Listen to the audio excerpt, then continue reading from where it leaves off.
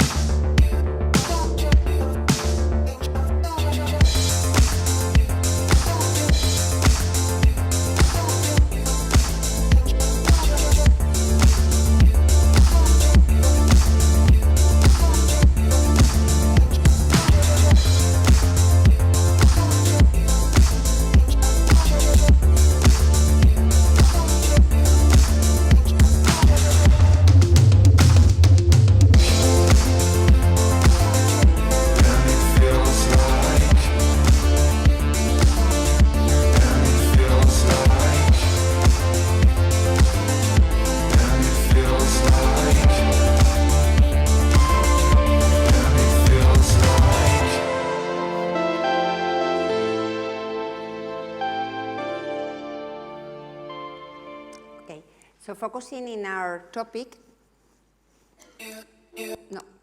what is about L'Oreal in the digital beauty world? We are just not a cosmetic company. In fact, we say we are a beauty tech company. We are not just focused in cosmetics. And if you search in Google, every day, there are 7 million beauty-related searches on Google. So you can imagine 45 billion YouTube videos globally, 160 million beauty addicts on Facebook, and beauty is the fastest growing category on e-commerce. In summary, beauty is social, beauty is mobile, and let's think, for example, in selfies. It's everything about beauty. So, you probably know this expression, this acronym, the new wall. This is the VUCA wall. VUCA, is the acronym for the words volatility, uncertainty, complexity, and ambiguity. And it's true, this is not new. What is new is the speed of these events.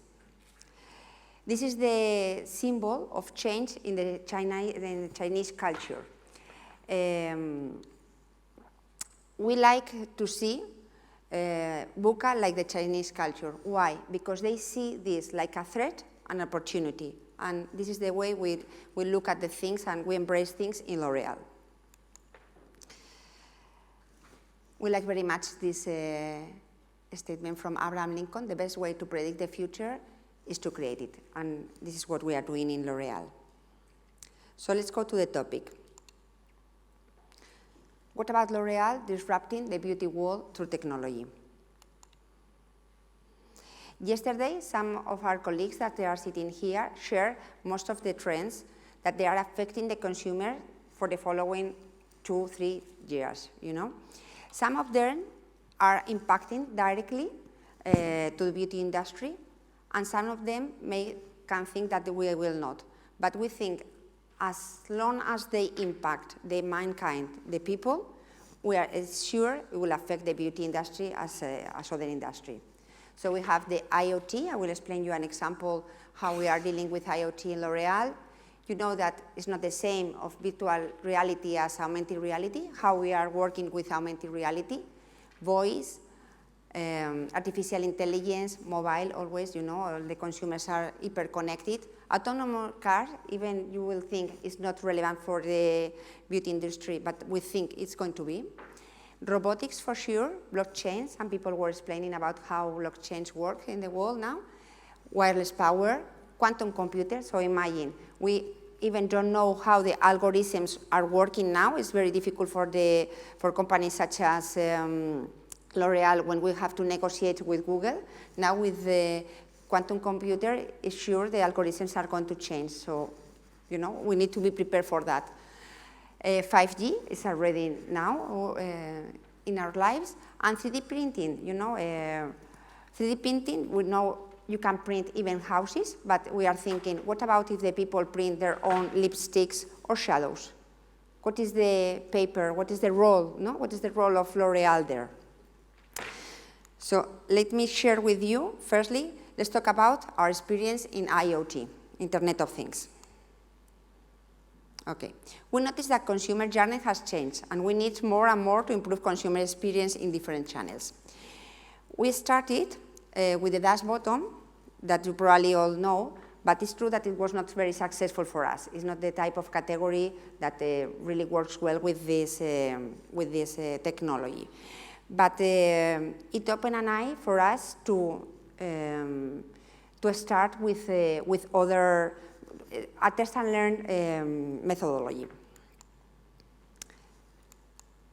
Okay, we started with Knicks. Our experiment was with the Knicks Professional Makeup. You probably don't know this brand. We bought this brand some years ago from Los Angeles, and we could do this experiment because we own this. This is retail, so we don't depend on other retailers to sell our products. We directly sell our products in these stores. And here you have how we did it. We did it through social Wi-Fi. Probably all of you know how social Wi-Fi works. Probably this morning you join the social Wi-Fi from the hotel, you know, and introduce your details. What we do in our stores is to log in through the Facebook profile. With this, we get a lot of information about our consumers, and also we ask for some extra information. With this, I'm going to share with you some of the data analytics we got from our shops. First, we get a profiling, you know, because we know some characteristics, some profiles from our consumers. We know the gender, the age, and more things. We know that, for example, 2 out of 3 visits are new, so we can split and segment the people who is attending to our stores and also connect it with e-commerce. The majority of visits were female, and half of the total visits were under 25. With this, we can improve and be more efficient to reach our consumers and to improve in our marketing approach. We got also information about the visits, how many uses per day, how many were new, the demographics, as I shared with you, split it by age, and also the top likes, how they behave in the community, what they like and what they don't like. So in order to show better creatives, better promotions, and better discounts, more efficient. This is an example for Spain where we work, no? How to activate the data in a particular customer. The customer gives us further data that we continuously activate through discounts, e-commerce invitations to the stores, tutorials, etc. And it's, what is next in IoT? We say that this is not B2C, this is not B2B, it's a question of business to machines. And I'm going to show you how we are working with machines and consumers. more and more. This is an example, my skin track UV by La Roche-Posay. La Roche-Posay is a brand that we sold in the pharmacies. As you see, there is a small patch. We started with a bigger patch, but now you can just wear it in your nail, and sometimes even in other parts of your body. This wearable device measures the UVA and the UVB rays, the pollution around you, which can be harmful effect on your skin. And this application recommends you, for example, when you need to stop sunbathing, recommend you some products.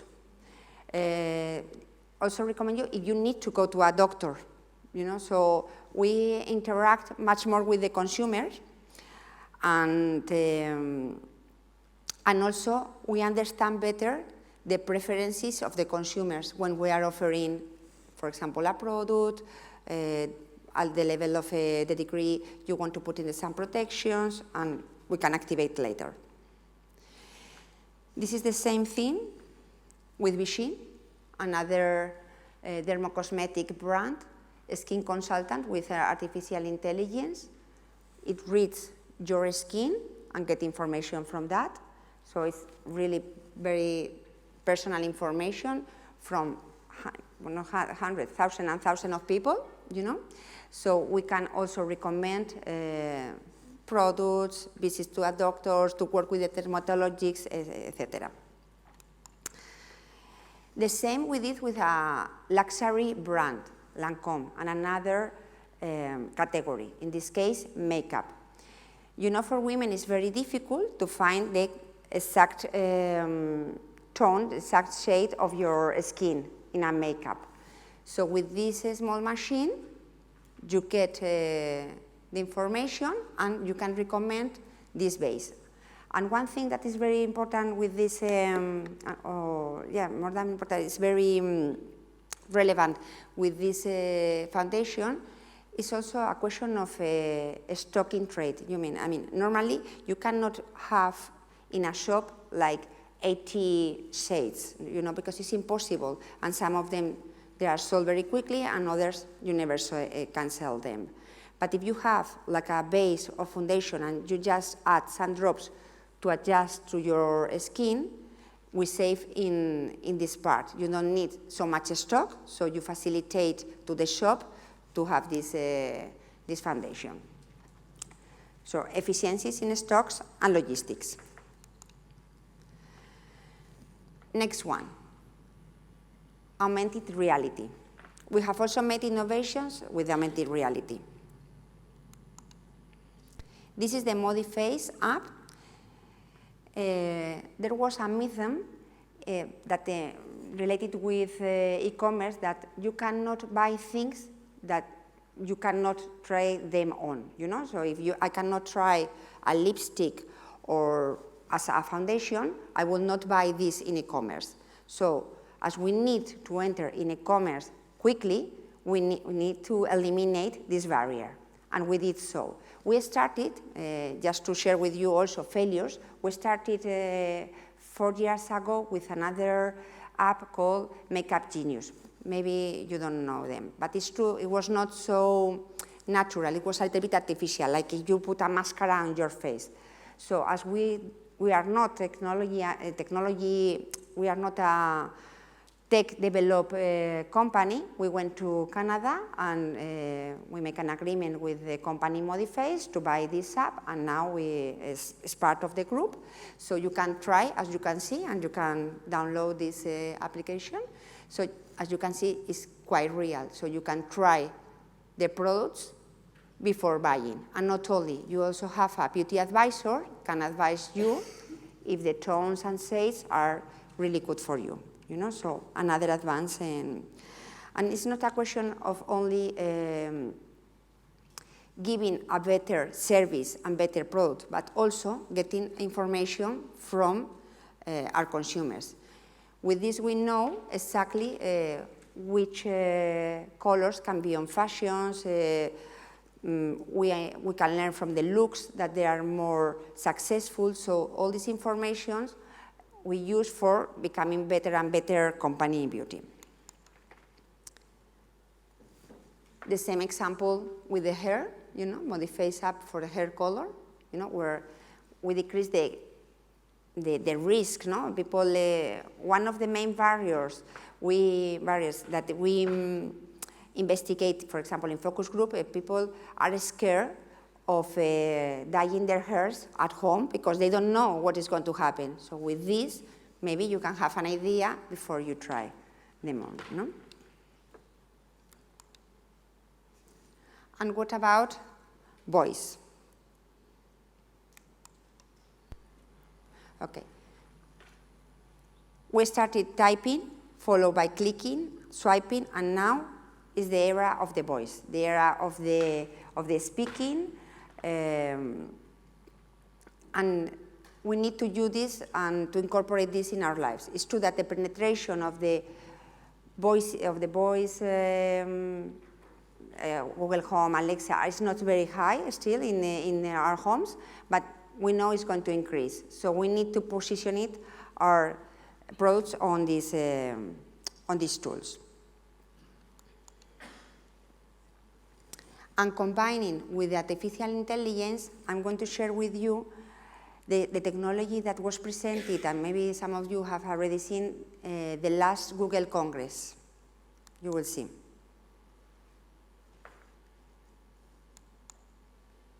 Even in the US, 60% of small businesses don't have an online booking system set up. We think AI can help with this problem. So let's go back to this example.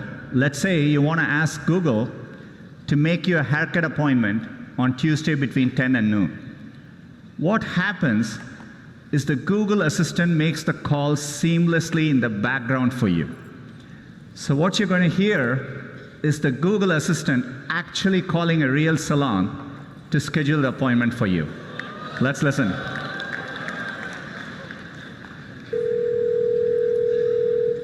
How can I help you?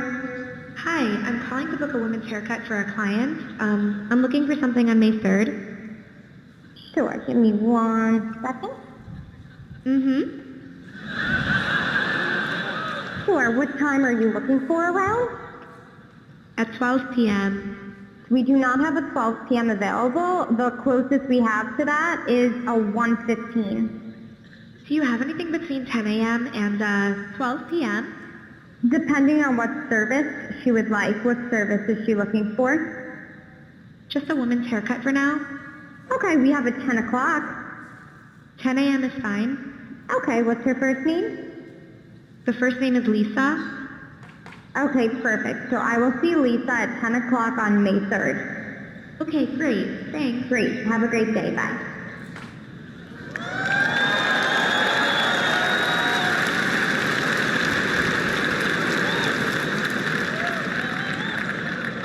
That was a real call you just heard. The amazing thing is the assistant can actually understand the nuances of conversation.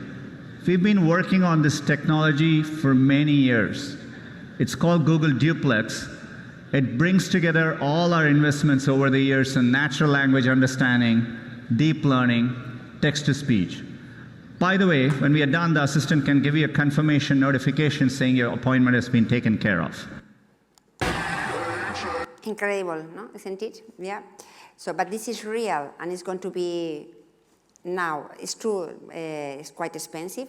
We are seeing to introduce this with our salons we are working with, and also in our customer relationship, but it's available, and it's a question of cost. We will see. So, meanwhile, Google Assistant start democratizing. We are launching chatbots like this one. For example, Colorista. This is for a colorant. A peculiar colorant because you can dye your hair in pink, in blue, whatever. So the people was quite reluctant at the beginning to try how to do it. It was there were a lot of barriers to try. So we open a 24/7 customer service, and we see with KPIs that the results were very good because we have a use of 721 users in a month, which is quite big in comparison with the traditional call centers. The use rate increased to 13 users per day in comparison with 2, with the normal tolerance. And also, we have a KPI of engagement. You know, people were engaged, spending time, in average almost 6 and 7 minutes in comparison with the 3 minutes, 2.5 minutes in a traditional chat. And also, you have the opportunity of connecting millennials, you know, that maybe they want to do this during the weekend, 2 in the morning, 3 in the morning, and this chatbot, obviously powered by artificial intelligence, is learning from the questions and learning also with humans that we nourish the information to give a better service to our clients.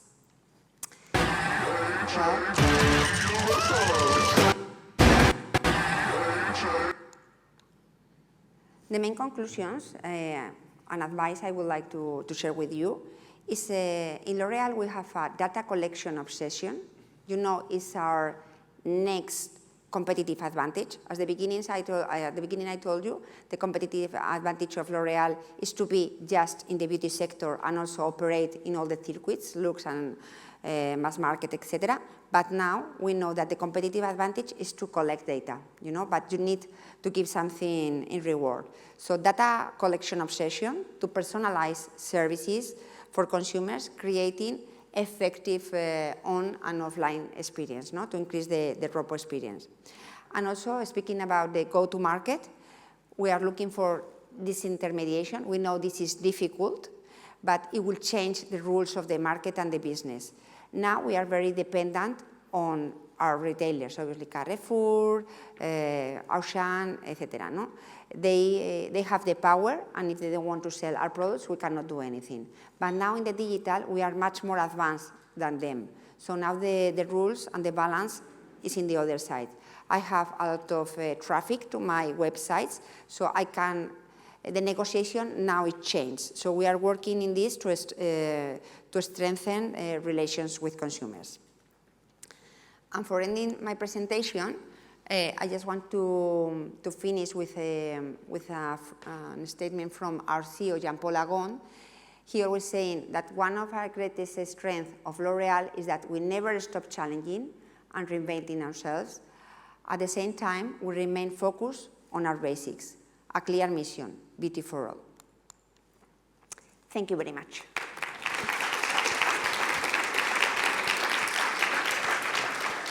Thank you very much. Thank you. Very interesting, very entertaining, got some laughs. Thank you. Just a short insight. I had a presentation several years ago in a room, and I mentioned Makeup Genius, and they tried to use it, and I had to stop the presentation because they were mesmerized by the app, even the boys. Yeah. So people use it. Yeah, and good luck for no, it. we learn. This is as we saw before with another colleague.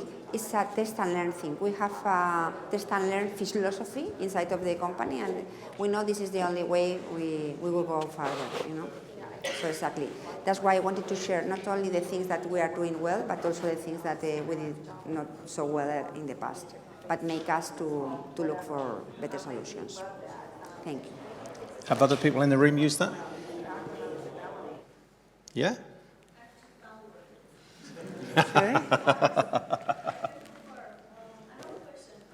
Yeah, you want to catch? I cannot listen, you brother. Oh. So I was really skeptical at the beginning. That's why I downloaded it, and it really works. So yeah, I'm impressed, I must say.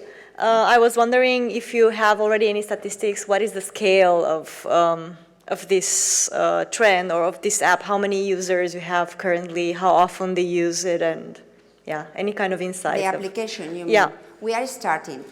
The main thing, I mean, we want to have a lot of traffic and a lot of people downloading, but we are not using this only with consumers. This is a tool, an advantage from my competitors to negotiate with retailers. So sometimes we see just the first thing, but not.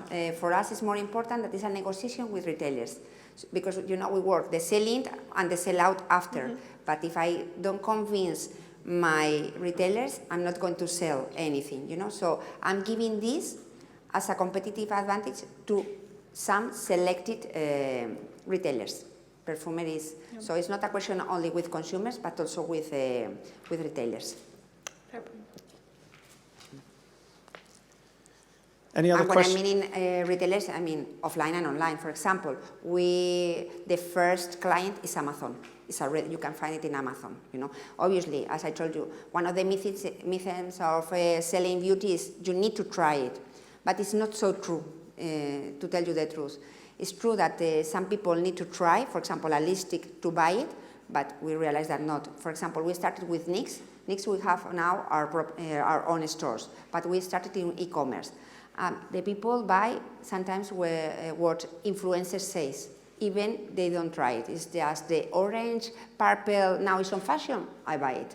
I don't mind if it's good for me or if it's, if I will be beautiful, so I buy it. So we work in both sides. Okay, thank you. Okay, no final questions. So Estefania, thank you very much. Thank you very much. See you.